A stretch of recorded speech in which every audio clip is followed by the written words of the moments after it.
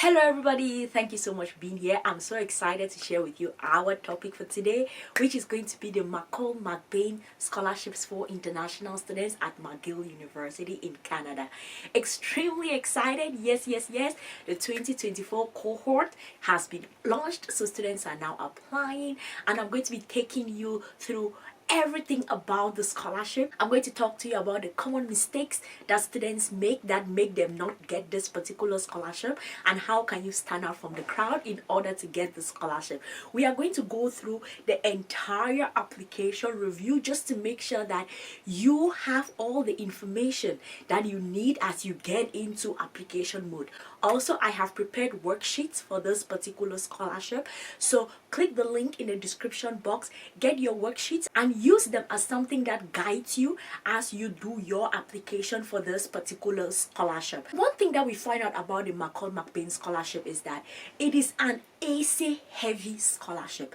Tons of essays that we have to write. So in this video, of course, I'm going to walk you all through the entire application for the scholarship and things that you should pay attention to, but I am also going to be talking to you about these essays, the tons of essays. I'll give you ideas on how you can write these essays. I'll give you some headlines that you can use, but also in those worksheets, you're going to see the full versions of all of this, okay? So grab your pen and paper, grab your popcorn, grab your notepad, and let us sit down and start taking notes on how we are going to make sure that we get this fully funded scholarship to Canada, okay? Alright, so here we are on the website of the McCall MacBain scholarships.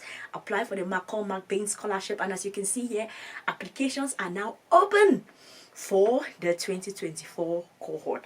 Up to 30 full scholarships, 100 entrance awards will be offered for summer and fall of 2024 for the admissions into master's or professional studies at McGill University, okay? So this is the exciting information that we want to hear whenever the scholarship opens. We know that it's a fully funded scholarship, so I'm not going to be getting through it. When you come to the website, things that I want you to pay attention to: number one, please read through the eligibility criteria. Make sure that you are eligible before you apply for the scholarship, else you're just going to waste your time. And then read through this. The other thing that I want you to pay attention to is the deadline. As you can see here, international students, the deadline is going to be August 24th, 2024. And then for Canada and United States, it's going to be September. So now you have this application timeline. Look through the application timeline. Make sure you're working within the times that is required, and you can read more about the outreach partners. You really do not have to. You have to, but you really do not have to. Now let us go on. The other thing that I want you to pay attention to is please read the About Us page, and I'm going to tell you all why this is important. Reading the About Us page helps you understand the goal of the scholarship provider. As I've always told you all, do not think about a scholarship like me, I want this, I want that, I want that. Yeah, what you want is important, but guess what? Whoever is giving you that money to sponsor your studies also wants certain things. I've always told you all, a scholarship is not just charity. They have a goal that they want to achieve. So it is important that you understand the goal of the scholarship provider, and when you understand that, then you can see how you can align. Alignment is everything in scholarships, you guys. You want to align yourself with the goal of the scholarship provider, because that places you in the category of, oh, this is going to be a good person that can help us achieve this particular goal. Yeah, you're going to get your study paid for and everything, but guess what? You're also going to have to do something, because there is no free lunch. There is no free lunch, you guys. Anyhow, so make sure you read the About Us page, understand the details of the scholarship as much as possible. And then the other thing that I want you to pay attention to is this application timeline that they discuss here. First, you have to apply for the McCall MacBain scholarship, and then after that, you'll have to apply to McGill University, and then after that you have to apply for then you'll have to attend the interviews that are going to be done, okay? Now when we go to the next page, understanding the application, this is where the juicy part starts coming up, because these are the things that you will have to submit as you apply. That's step one, apply to the scholarship, right? So the first things that you're going to need, you're going to have to provide personal information, because if you come down here, right, or if you come up here, you see apply now. If you click on this apply now and you go maybe 2 steps in, they are going to ask you to like create an online account where you have to like or like fill up certain details or upload certain documents. So that is where you go to start your application. But before you get into that system of beginning your application, let us see the things that you will need to use in that system. So you have personal information. This is them just finding out about you. Activities, work experience, and breaks. This is you practically building up your CV. And then guess what? Short essays. This is the core of the application, and I'm going to be taking you through the various short essays. Just hang on for a bit. And then transcripts, that I cannot help you with, you need to bring your transcripts. Resume, that I cannot help you with, you need to bring your resume. References, I cannot help you with that, you need to bring your references. So make sure you get all of those things intact. Now let's get to the short essays, because you guys, this is the core of the application, and we are in fight mode. Okay, we are in fight mode because we have to get the scholarship this year. No, we have to apply and get it this year, but we have to move to Canada next year. Okay, so now let's talk about it. Let's start with, because I did some research about, so in this particular scholarship, what are the questions that they usually ask in this short essays part. And I am going to be taking you through the commonly asked essay questions. All of these are in the worksheets, the details of it. I'm going to be giving you sort of ideas of it here. And I have my notes as usual, because I don't want to tell you all wrong information. Yes, I am a doctor, but I am not Jesus Christ. So I have to make sure that I have notes to check and make sure I'm telling you the right information, okay? Alrighty, let's start. It says here, write, how have you contributed to your community through service or volunteer work? Explain your involvement and the impact that you have made. And it's about, the essay is like 200 to 250 words. This is you versus community work. So what are some things that you can write here? You can say that throughout my high school years, I actively engaged in community service and volunteer work, contributing to my local community in various meaningful ways. One of the notable involvements was volunteering at a local homeless shelter. For you, it can be anything. Now get into the details of what were the activities that were taking place in that particular place where you were volunteering. And also, what were the things, how did it impact you? What were some things that you learned from it? How did it build you up as a person? Make sure you state that.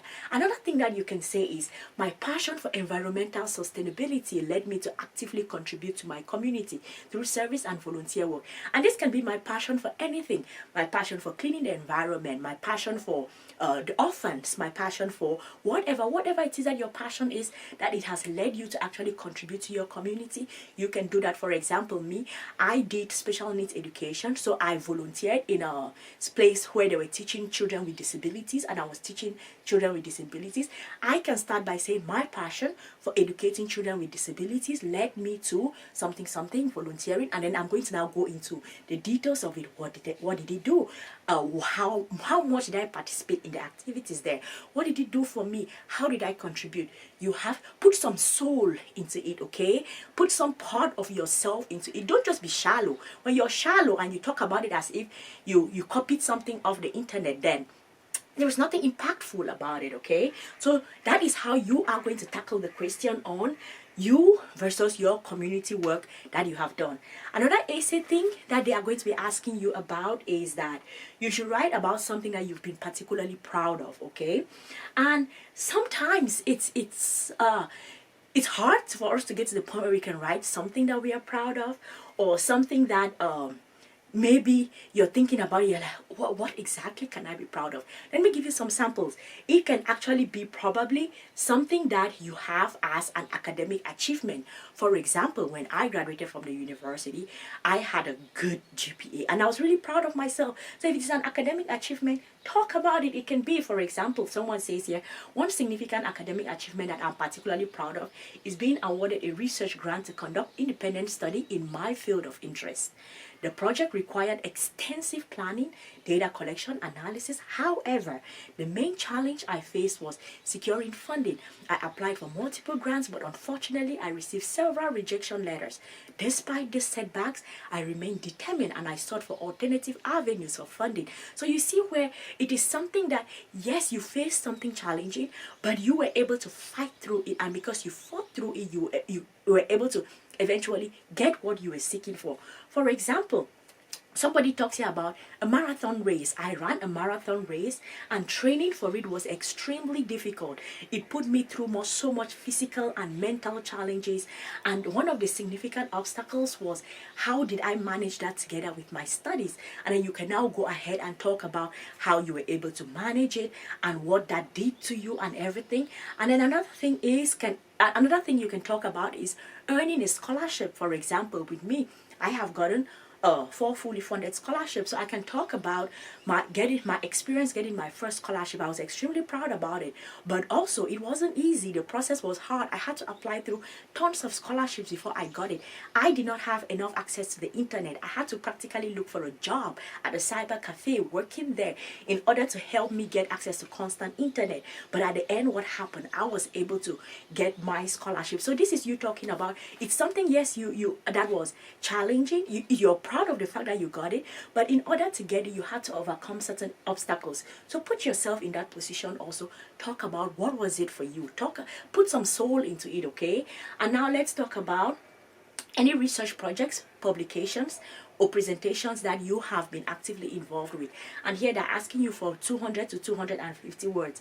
This you can actually start. For example, during my undergraduate studies, I had the opportunity to work on something. What was it? Talk about the title of it, who were the people that you collaborated with, and also you can talk about what were the findings of the research, highlight those type of things. And also you can also talk about another way that you can introduce it is that as part of a collaborative research project during my graduate studies, I investigated something. You talk about the topic, and then who are those that you collaborated with, and what were the findings of it, and also was it published? Was it published in a journal? If it was published in a journal, what journal was it published in? And also what did that experience teach you? Make sure you write that there. So when they ask you the question about research publications that you have done, that is what you are going to be talking about, okay? Now let's go. I told you that this is a scholarship, an essay heavy scholarship, right? Now let's move on. They're talking about what global issues are you passionate about, and it can be anything. It can really be anything. So for example, you can talk about one social issue I'm passionate about is gender equality. This gender equality or whatever thing. And I firmly believe in the importance of creating a society where individuals, regardless of gender, have equal opportunities and rights. Gender equality not only perpetuates gender inequality not only perpetuates discrimination and injustice, but also hinders social and economic progress. This is you talking about things that you believe in. Or you can talk about, let me give you another example. One global issue that deeply resonates with me is environmental sustainability. The urgent need to address climate change, protect ecosystems, and conserve natural resources is paramount for the well-being of our planet and future generations. Remember, this can be any topic, but it's just like, how do you introduce it? What, first of all, how, and then as you introduce it, then you're talking about what got you interested in this thing. Why is this thing something close to your heart? And what do you believe in? What do you think should be done? What is the right thing? And how would you like to contribute to this particular social thing that you're interested in? Another one you can talk about is, I am passionate about social justice and addressing systems inequality. I believe that every individual should have access to equal opportunities regardless of race, ethnicity, socioeconomic background, or any other defining factor. So you see that this is you introducing things that you're passionate about, and also this is you talking about when did you become passionate about those things and what are your beliefs about this particular thing, okay? And then another thing is when you get this McCall MacBain scholarship, right? How is that going to influence you? What are you hoping to get from it? So you can say that examples of what you can say. I envision addressing social issue, for example, gender equality, by actively engaging in research and advocacy. I plan to pursue a degree in gender studies, which can deepen my understanding of complex factors that perpetuate gender inequality and deeply innovative strategies for change. This is you talking about, first of all, what do you plan to do with this particular scholarship if you are given, right? And then another one, with my education and McCall MacBain scholarship, I envision addressing global issues, for example, sustainability, climate change, and whatever.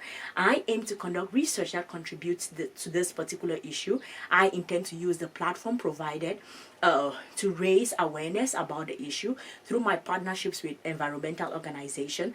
I plan to leverage my education. This is you talking about your goals. This is what they are using to judge the fact that, are you somebody who is goal oriented? Do you have a 5-year plan, a 10-year plan? What do you want to do, and how does this scholarship fit in all of this? This is extremely important, so pay attention to it as you write it. Okay, take your time and think about it. Think about your plan in detail as much as possible when you write this.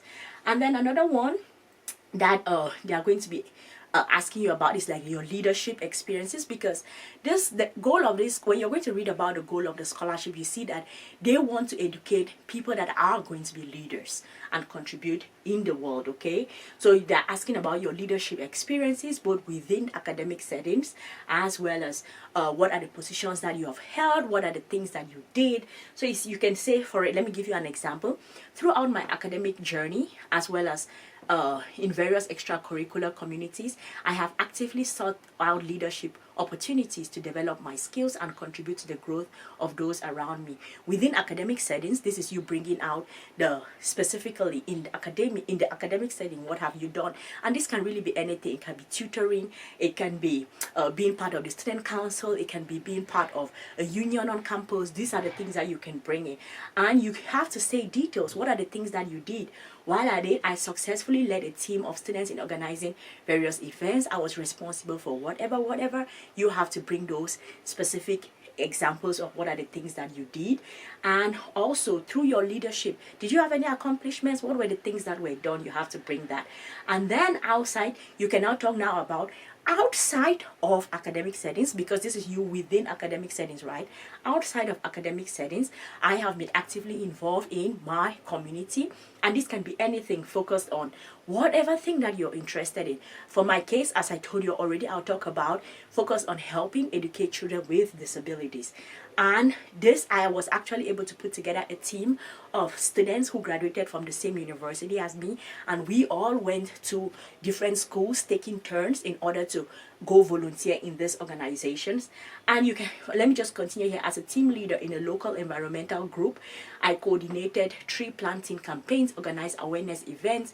These experiences allowed me to apply my leadership skills in the real world issues and make tangible impact. So this is the sense of you assessing yourself of, when you did that, what are some of the accomplishments, what were some of the results of this, the impact of this work that you did. And then you can now name, for example, they talk one notable achievement. One notable achievement was when my team and I had volunteers in organizing large-scale charity fundraiser that raised funds for underprivileged children's education. That's amazing, right?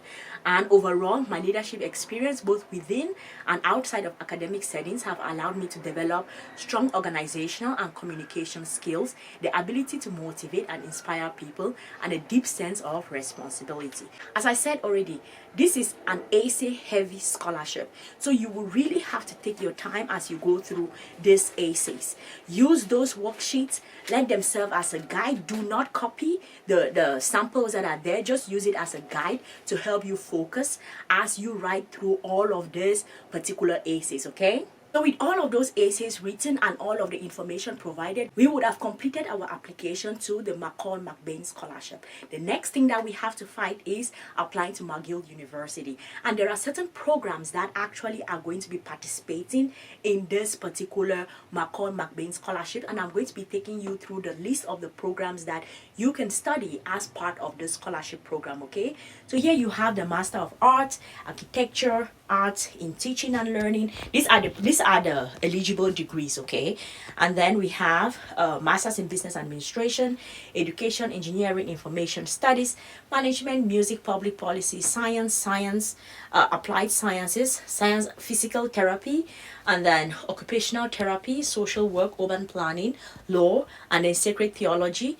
And then you have here second entry professional undergraduate degrees. You have law, dentistry, medicine, and then they say here that graduate certificates, executive master's programs, PhDs, and joint programs are examples of programs not covered by the McCall MacBain scholarships. So please do want to pay attention to the ones that are going to be covered. So now you have to apply to McGill University for one of these programs.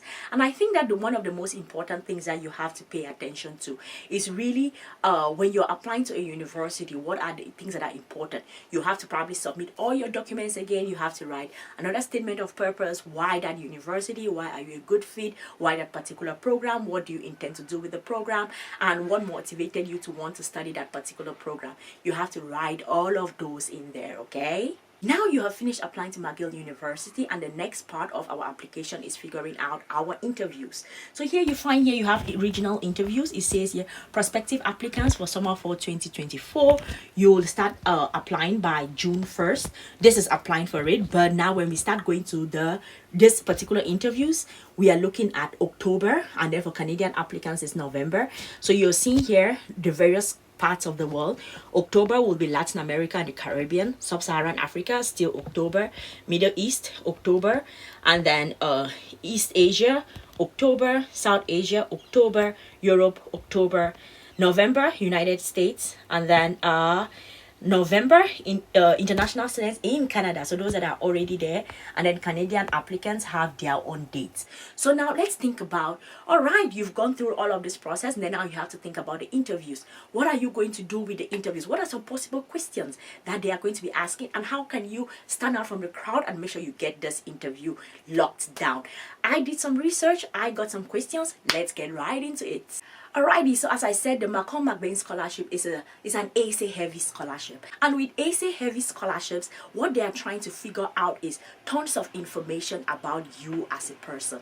And yes, you have taken your time, you have had a guide, my worksheets, you use it as a guide to write it. But now in this interview, some of the interviews are going to be virtual, some of them are going to be in person. They are now sitting you in front of a panel, and they are like, yes, we see all of these nicely written answers, but now we want you to talk to us. Can you defend these things that you wrote, okay? So now let's think about the possible questions that they can ask you. In terms of leadership, they can ask you a question like, can you provide an example of a time when you took up a leadership role and effectively influenced others towards a common goal? Remember, this is one of the things that you must have written in that essay where we're talking about the volunteering thing that you did. You put together a group of students and you all did whatever.